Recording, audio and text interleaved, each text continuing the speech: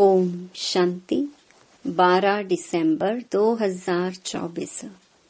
बाबा के महावाक्य। मीठे बच्चे, यह पढ़ाई जो बाप पढ़ाते हैं, इसमें अथाह कमाई है। इसलिए पढ़ाई अच्छी रीति पढ़ते रहो, लिंक कभी न टूटे। प्रश्न: जो विनाश काले विपरीत बुद्धि हैं, उन्हें तुम्हारी किस बात पर हंसी आती है? उत्तर: तुम जब कहते हो अभी विनाश काल नजदीक है, तो उन्हें हंसी आती है।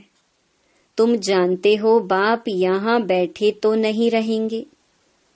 बाप की ड्यूटी है पावन बनाना। जब पावन बन जाएंगे तो यह पुरानी दुनिया विनाश होगी, नई आएगी। यह लड़ाई है ही विनाश के लिए।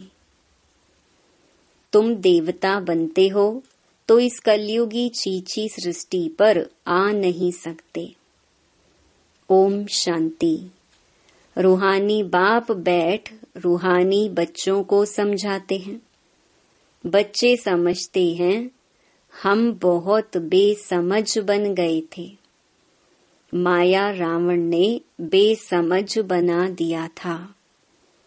यह भी बच्चे समझते हैं कि बाप को जरूर आना ही है, जबकि नई सृष्टि स्थापन होनी है। त्रिमूर्ति का चित्र भी है। ब्रह्मा द्वारा स्थापना, विष्णु द्वारा पालना, शंकर द्वारा विनाश। क्योंकि करन करावन हार तो बाप है ना।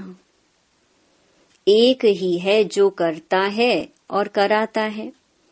पहले किसका नाम आएगा? जो करता है, फिर जिस द्वारा कराते हैं। करन करावन हार कहा जाता है ना। ब्रह्मा द्वारा नई दुनिया की स्थापना कराते हैं। यह भी बच्चे जानते हैं हमारी जो नई दुनिया है, जो हम स्थापन कर रहे हैं, इसका नाम ही है देवी देवताओं की दुनिया। सतयुग में ही देवी देवता होते हैं। किसी और को देवी देवता नहीं कहा जाता। वहाँ मनुष्य होते नहीं। है ही एक देवी देवता धर्म, दूसरा कोई धर्म ही नहीं। अभी तुम बच्चे स्मृति में आए हो कि बरोबर हम देवी देवता थे। निशानियां भी हैं। इस्लामी, बौद्धि, क्रिश्चियन आदि सबकी अपनी अपनी निशानी है। हमारा जब राज्य था तो और कोई नहीं था। अभी फिर और सभी धर्म हैं। हमारा देवता धर्म है नहीं। गीता में अक्षर बड़े अच्छे अच्छे हैं, परंतु कोई समझ नहीं सकते। बाप कहते हैं विनाश काले विपरीत बुद्धि और विनाश काले प्रीत बुद्धि। विनाश तो इस समय ही होना है। बाप आते भी हैं संगम युग पर, जबकि चेंज होती है। बाप तुम बच्चों को बदले में सब कुछ नया देते हैं। वह सोनार भी है, धोबी भी है, बड़ा व्यापारी भी है। बिरला ही कोई बाप से व्यापार करे। इस व्यापार में तो अथाह फायदा है। पढ़ाई में फायदा बहुत होता है। महिमा भी की जाती है कि पढ़ाई कमाई है। वह भी जन्म जन्मांतर के लिए कमाई है। तो ऐसी पढ़ाई अच्छी रीति पढ़नी चाहिए ना। और पढ़ाता भी बहुत सहज हूँ। सिर्फ एक हफ्ता समझकर फिर भल कहाँ भी चले जाओ। तुम्हारे पास पढ़ाई आती रहेगी, अर्थात मुरली मिलती रहेगी, तो फिर कभी लिंक नहीं टूटेगी। यह है आत्माओं की परमात्मा के साथ लिंक। गीता में भी यह अक्षर है, विनाश काले विपरीत बुद्धि विनश्यन्ति, प्रीत बुद्धि विजयन्ति। तुम जानते हो इस समय मनुष्य एक दो को काटते मारते रहते हैं। इन जैसा क्रोध व विकार और कोई में होता नहीं। यह भी गायन है कि द्रौपदी ने पुकारा। बाप ने समझाया है, तुम सब द्रौपदियां हो। भगवानुवाच, बाप कहते हैं, बच्चे अब विकार में नहीं जाओ।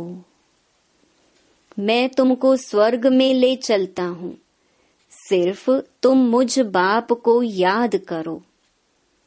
अब विनाश काल है ना, किसकी भी सुनते नहीं, लड़ते ही रहते हैं। कितना उनको कहते हैं शांत रहो, परंतु शांत रहते नहीं। अपने बच्चों आदि से बिछुड़कर लड़ाई के मैदान में जाते हैं। कितने मनुष्य मरते ही रहते हैं। मनुष्य की कोई वैल्यू नहीं। अगर वैल्यू है, महिमा है, तो इन देवी देवताओं की। अभी तुम यह बनने का पुरुषार्थ कर रहे हो। तुम्हारी महिमा वास्तव में इन देवताओं से भी जास्ती है। तुमको अभी बाप पढ़ा रहे हैं, कितनी ऊंच पढ़ाई है। पढ़ने वाले बहुत जन्मों के अंत में बिल्कुल ही तमो प्रधान हैं। मैं तो सदैव सतो प्रधान ही हूँ। बाप कहते हैं, मैं तुम बच्चों का ओबीडियंट सर्वेंट बनकर आया हूँ। विचार करो, हम कितने छी बन गए हैं। बाप ही हमको वाह वाह बनाते हैं। भगवान बैठ मनुष्यों को पढ़ाकर कितना ऊंच बनाते हैं। बाप खुद कहते हैं, मैं बहुत जन्मों के अंत में तुम सबको तमो प्रधान से सतो प्रधान बनाने आया हूँ। अभी तुमको पढ़ा रहा हूँ। बाप कहते हैं, मैंने तुमको स्वर्गवासी बनाया, फिर तुम नरकवासी कैसे बने, किसने बनाया? गायन भी है, विनाश काले विपरीत बुद्धि विनश्यन्ति, प्रीत बुद्धि विजयन्ति। फिर जितना जितना प्रीत बुद्धि रहेंगे, अर्थात बहुत याद करेंगे, उतना तुम्हारा ही फायदा है। लड़ाई का मैदान है ना। कोई भी यह नहीं जानते हैं कि गीता में कौन सी युद्ध बताई है। उन्होंने तो फिर कौरवों और पांडवों की युद्ध दिखाई है। कौरव संप्रदाय, पांडव संप्रदाय भी हैं, परंतु युद्ध तो कोई है नहीं। पांडव उनको कहा जाता है जो बाप को जानते हैं, बाप से प्रीत बुद्धि है। कौरव उनको कहा जाता है जो बाप से विपरीत बुद्धि है। अक्षर तो बहुत अच्छे अच्छे समझने लायक हैं। अभी है संगम युग। तुम बच्चे जानते हो, नई दुनिया की स्थापना हो रही है। बुद्धि से काम लेना है। अभी दुनिया कितनी बड़ी है। सतयुग में कितने थोड़े मनुष्य होंगे। छोटा झाड़ होगा ना, वह झाड़ फिर बड़ा होता है। मनुष्य सृष्टि रूपी यह उल्टा झाड़ कैसे है, यह भी कोई समझते नहीं है। इनको कल्प वृक्ष भी कहा जाता है। वृक्ष का नॉलेज भी चाहिए ना। और वृक्षों का नॉलेज तो बहुत बहुत इजी है, झट बता देंगे। इस वृक्ष का नॉलेज भी ऐसा इजी है, परंतु यह है ह्यूमन वृक्ष। मनुष्यों को अपने वृक्ष का पता ही नहीं पड़ता है। कहते भी हैं गॉड इज क्रिएटर, तो जरूर चैतन्य है ना। बाप सत्य है, चैतन्य है, ज्ञान का सागर है। उनमें कौन सा ज्ञान है यह भी कोई नहीं समझते हैं। बाप ही बीज रूप चैतन्य है, उनसे ही सारी रचना होती है। तो बाप बैठ समझाते हैं, मनुष्यों को अपने झाड़ का पता नहीं है और झाड़ों को तो अच्छी रीति जानते हैं। झाड़ का बीज अगर चैतन्य होता तो बतलाता ना, परंतु वह तो है जड़। तो अब तुम बच्चे ही रचता और रचना के राज को जानते हो। यह सत्य है, चैतन्य है, ज्ञान का सागर है। चैतन्य में तो बातचीत कर सकते हैं ना। मनुष्य का तन सबसे ऊंच अमूल्य गाया गया है, इनका मूल्य कथन नहीं कर सकते। बाप आकर आत्माओं को समझाते हैं, तुम रूप भी हो, बसंत भी हो। बाप है ज्ञान का सागर, उनसे तुमको रतन मिलते हैं। यह ज्ञान रतन है। जिन रत्नों से वह रतन भी तुमको ढेर मिल जाते हैं। लक्ष्मी नारायण के पास देखो कितने रतन हैं। हीरे जवाहरों के महलों में रहते हैं। नाम ही है स्वर्ग, जिसके तुम मालिक बनने वाले हो। कोई गरीब को अचानक बड़ी लॉटरी मिलती है तो पागल हो जाते हैं ना। बाप भी कहते हैं तुमको विश्व की बादशाही मिलती है तो माया कितना अपोजिशन करती है। तुमको आगे चल पता पड़ेगा कि माया कितने अच्छे अच्छे बच्चों को भी हप कर लेती है, एकदम खा लेती है। तुमने सर्प को देखा है मेंढक को कैसे पकड़ता है, जैसे गज को ग्राहा हप करते हैं। सर्प मेंढक को एकदम सारे का सारा हप कर लेता है। माया भी ऐसी है, बच्चों को जीते जी पकड़कर एकदम खत्म कर देती है, जो फिर कभी बाप का नाम भी नहीं लेते हैं। योग बल की ताकत तुम्हारे में बहुत कम है।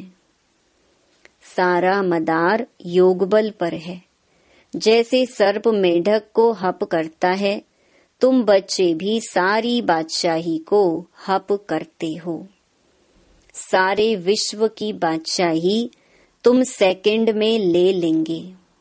बाप कितना सहज युक्ति बताते हैं, कोई हथियार आदि नहीं। बाप ज्ञान योग के अस्त्र शस्त्र देते हैं, उन्होंने फिर स्थूल हथियार आदि दे दिए हैं।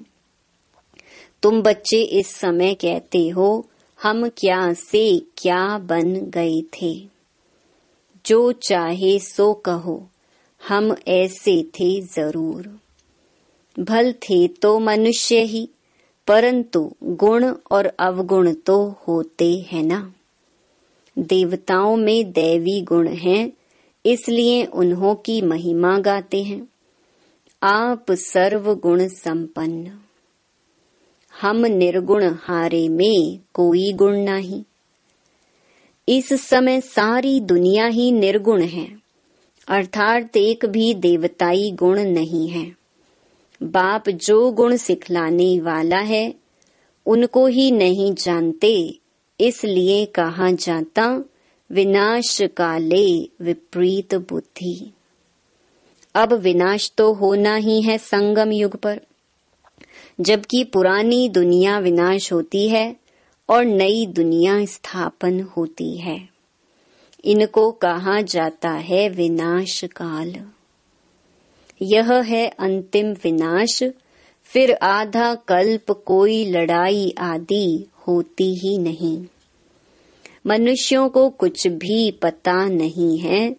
विनाश काले विपरीत बुद्धि है तो जरूर पुरानी दुनिया का विनाश होगा ना। इस पुरानी दुनिया में कितनी आपदाएं हैं, मरते ही रहते हैं।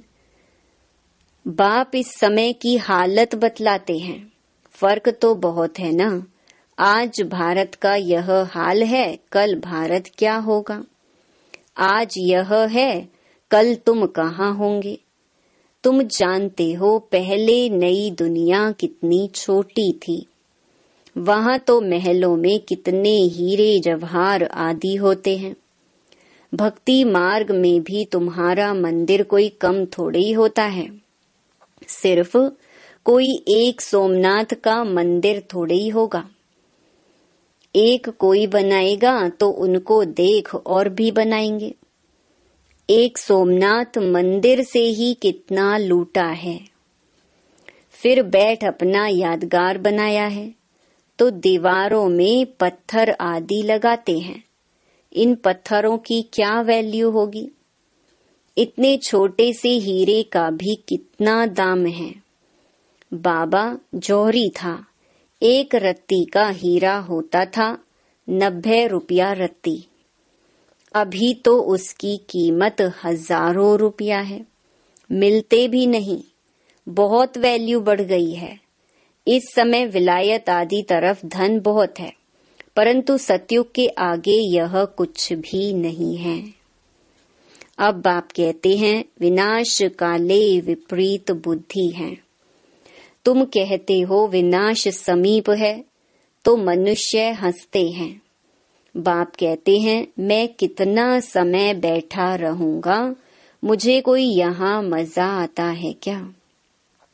मैं तो न सुखी न दुखी होता हूँ।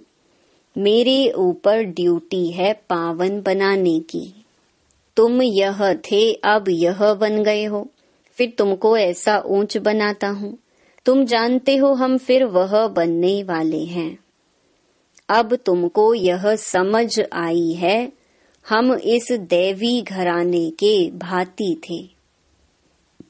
राजाई थी, फिर ऐसे अपनी राजाई गंवाई, फिर और आने लगे। अब यह चक्कर पूरा होता है। अभी तुम समझते हो लाखों वर्ष की तो बात ही नहीं है। यह लड़ाई है ही विनाश की। उस तरफ तो बहुत आराम से मरेंगे, कोई तकलीफ नहीं होगी। हॉस्पिटल्स आदि ही नहीं होंगे। कौन बैठ सेवा करेंगे और रोएंगे? वहां तो यह रस्म ही नहीं। उन्हों की मौत सहज होती है। यहाँ तो दुखी होकर मरते हैं, क्योंकि तुमने सुख बहुत उठाया है। तो दुख भी तुमको देखना है। खून की नदी यहाँ ही बहेगी। वह समझते हैं यह लड़ाई फिर शांत हो जाएगी, परंतु शांत तो होनी नहीं है। मिरुआ मौत, मलू का शिकार। तुम देवता बनते हो, फिर कलयुगी छीछी सृष्टि पर तो तुम आ नहीं सकते। गीता में भी है भगवानुवाच, विनाश भी देखो स्थापना देखो। साक्षात्कार हुआ ना। ये साक्षात्कार सब अंत में होंगे।